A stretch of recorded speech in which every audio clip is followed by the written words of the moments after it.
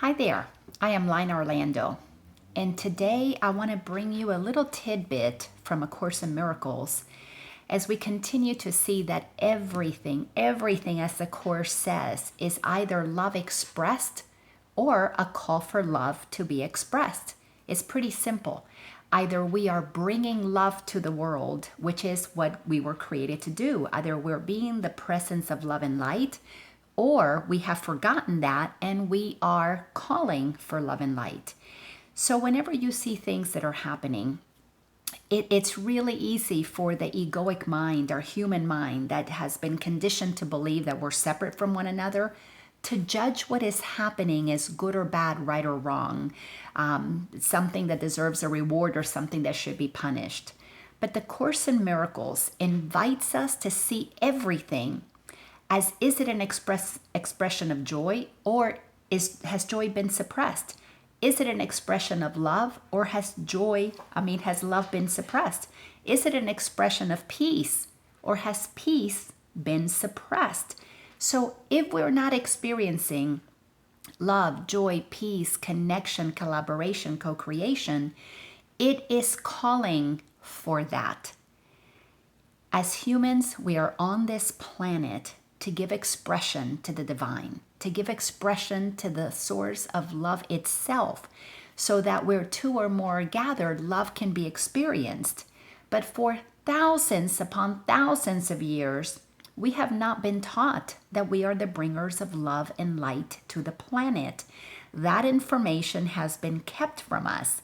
Some have known that. There are religions that have known that. These are teachings that were part of the pagan teachings that were around for thousands of years ago. And there is a great awakening happening. And that great awakening is about us remembering the truth of who we are, so that we can bring that to the planet. Because what the world needs now more than anything is love, compassion, kindness, caring. All of these riots, all of this brutality, from one to another, whether it's police to regular citizens, or citizens to citizens, or police to police, it does not matter who is doing the I can't even say that word, perpetrating an act of unkindness to another one. It does not matter who they are. What matters is that they are calling for love. Kind people don't hurt people. Only hurt people hurt people. So when somebody is hurting, they are calling for love and compassion. So everything that is happening is either we're expressing ourselves as God intended to express itself through us, or it is a lesson God would have us learn to give us an opportunity to see what is going on here, that it is calling for love, it is calling for healing.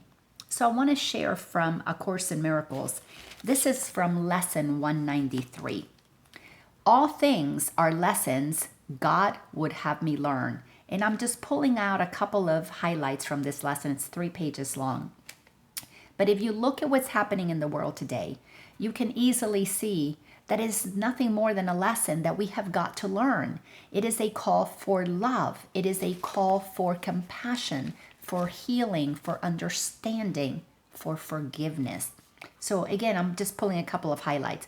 God does not know of learning. Why? Because God knows everything. God is everything, and we have access to God if we so choose to accept that we are created one with God. As Jesus said, I and the Father are one, and so are you. Every one of us is one with this creative source, and we access it through intuition. We access it through meditation, through contemplation, through getting still, getting quiet, and receiving guidance. So God doesn't need to learn anything, period. God sees no contradictions. God only knows all. God knows everything. And God is a God of love. Now, we have been taught that God is a God of fear, where we should fear it because it's a punishing God. All of that stuff is made up. That is not true about who we are. Who we are is the presence of love, that if we knew we were all created by God, as bringers of love and light to the planet, there would be no confusion whatsoever in who we are. But because we don't remember that, we have contradictions. We believe in a God of love and fear, a God of love and hate, a God that might forgive us.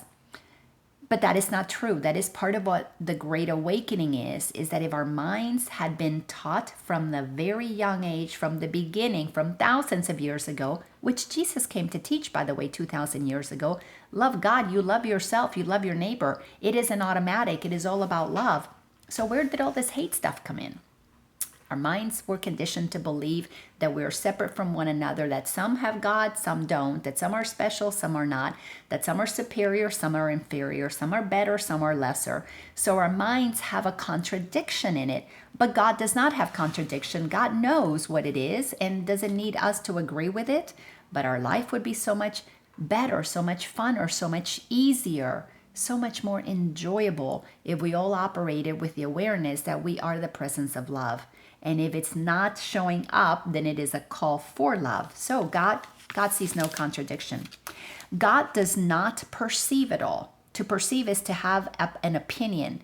I perceive this slice of the pie. I see things from this angle. You perceive from that angle, and somebody perceives from that one.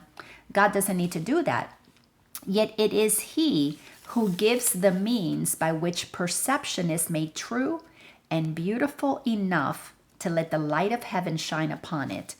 Inside of each and every one of us, we have the ability to perceive from a specific angle and see only what we see, but see it more correctly. We may not see the whole picture, but we can always see it correctly.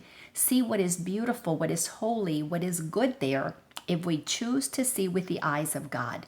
That means we have to learn how to train ourselves to see how the ego perceives, the filters that we have picked up through life, through religion, through history, through experiences, and see things clearly, which is see with loving eyes, forgiving eyes, compassionate eyes.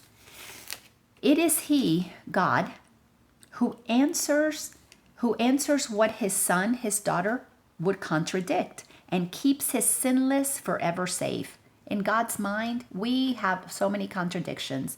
We contradict what God said, that we're all one. God said that we're all its children, but yet we decide that you're not God's child. You're not good enough, or I'm not good enough to be that. But God would want us to know the truth of who we are. He will reflect them all. God reflects upon each and every one of us the truth of what God is. We are the ones who need to enter into stillness, into quiet, so that we can receive this truth of who we actually are.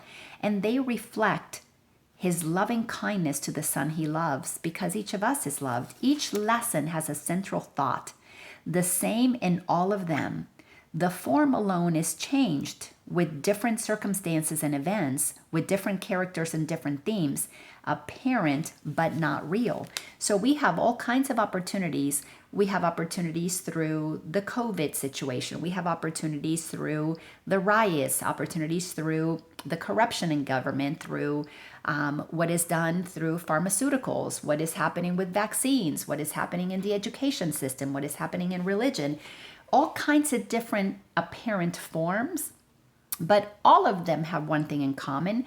Either we are talking to each other, we're creating laws based on love, we're protesting based on love.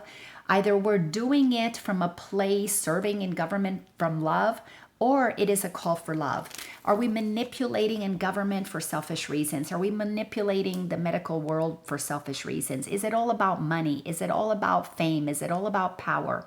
Well, everything is a lesson God would have us learn, because either we're extending from love, we know that we're all one and there's no contradiction in us, or we're believing in differences, which means we're contradicting God. So God wants us to learn a lesson. Can we see that situation as a call for love? Can we bring compassion to it? Can we be kind? Can we stop and listen to one another? Can the medical world stop and listen to the fact that inside of us is a voice, the voice of healing, wholeness, well-being, that God is inside of us? Physician, heal thyself. Where's the physician going to heal themselves? From within. Every single one of us has an incredible chemical factory inside of us. We knew the well-being that is inside of our bodies, but we've been trained out of that. We know the goodness that is in our hearts, but we go to government and we get in positions of power and we lose track of the fact that we're brothers and sisters, and we become greedy and selfish. We go into the education system and we dumb down our children. Why? Because we have lost touch with the truth that is in our hearts. So everything is a lesson God would have us learn so that we can come back to the truth of who we are. Let me continue with a few more things from this lesson. So everything basically has the same fundamental content in it. It is an expression of love or a suppression of love. So what is it that we're supposed to do? Forgive, and you will be able to see things differently. We need to forgive those people who have been betraying us. We need to forgive the people who have been corrupt and have been lying to us. We need to forgive the people who have been oppressing us. We need to forgive the people who have been giving us wrong education. We need to forgive the church for all of the misinformation that it has given us and told us that God is outside of us on a cloud somewhere instead of God is inside, where Jesus said God was. The kingdom of heaven is within. We need to do a lot of forgiving of people who have given us misinformation, because if you give misinformation, clearly you didn't have the correct information to give in the first place. That person is missing out on a lot. The ones who lie are lying because they don't know. They truly do not know what they're doing. That's why Jesus says, forgive them, they know not what they do. Somebody who knows love is inside of them cannot be corrupt. They cannot become thieves. They cannot become liars. They cannot become killers. It's not possible. So somebody who does things like that, they are calling for our love, for our compassion. They're calling for correction. That's one of the things I love about the Course in Miracles. There is nothing in here about punishing anybody else, because to punish another, you have to come from a cold heart. But to offer correction, that comes from a loving, forgiving heart.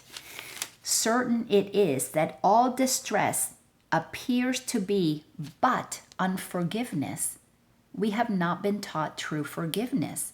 And forgiveness is nothing more than a decision to see things differently, to see, God, what do you see here? If this is your son, if this is your daughter, what do you see? These are the words which end the dream of sin and rid the mind of fear. These are the words by which salvation comes to all the world. The words are simple.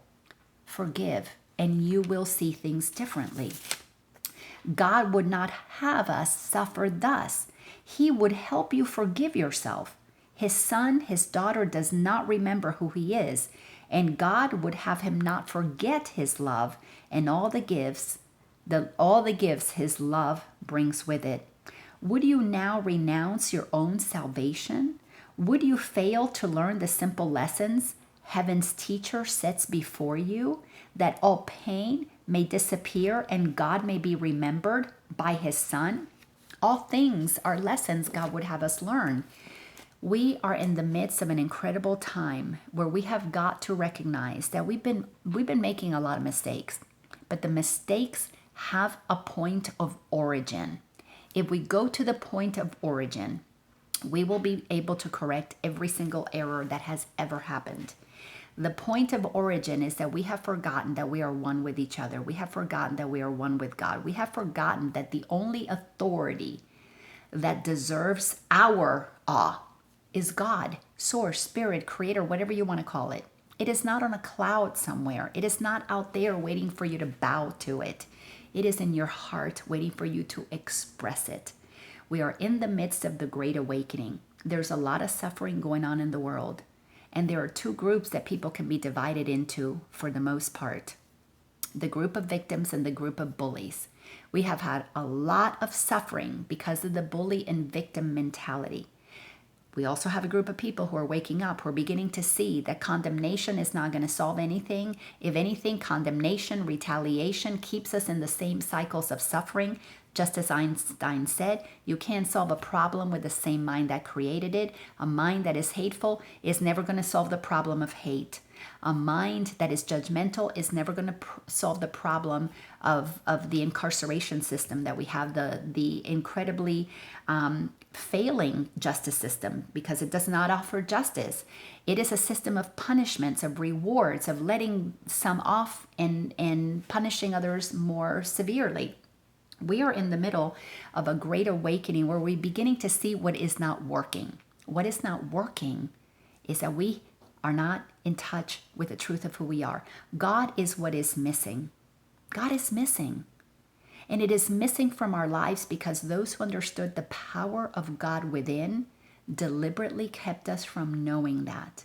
You see, there is a ruling class. There is a group that thinks itself superior to the rest of humanity. That ruling class has conveniently, yes, for thousands of years, conveniently kept many in darkness, many believing things that are not true, whether it be from religion, whether it be through government, through education, through the healthcare system. So many have been kept in bondage to a thought system that says that we're separate from one another, that we should hate each other, that we should fear each other, that some are better, some are lesser. And it has sent us into this insane way of treating one another. Today, there is a call for love, but we will not understand that it is a call for love until we see that it is a lesson God would have us learn. We have been misinformed, miseducated, but that there is no room for blame. There is room and time now for taking responsibility and saying no more. I am accepting my divinity. I'm accepting your divinity. If you are not extending love, then you are calling for my love. If I'm not extending love, kindness, compassion, it is a call for you to love on me. Humanity has a wonderful opportunity to come together so that we can, as a population, as a humanity, come together and say no more to this ruling class that has appointed itself savior, has appointed itself, the leader, the one who decides everything for everybody else. Our governments are filled with people who have sold out. Instead of being present to caring for the well-being of the population, it has been giving itself permission to enrich itself. So we have people who have made money their God. We need to wake up and make God our God. Because when we make God our God, we will stop fighting each other. And when we stop fighting each other, we will begin to practice forgiveness, true forgiveness that says, forgive me, I did not know what I was doing. Now I want to see things differently. These are exciting times.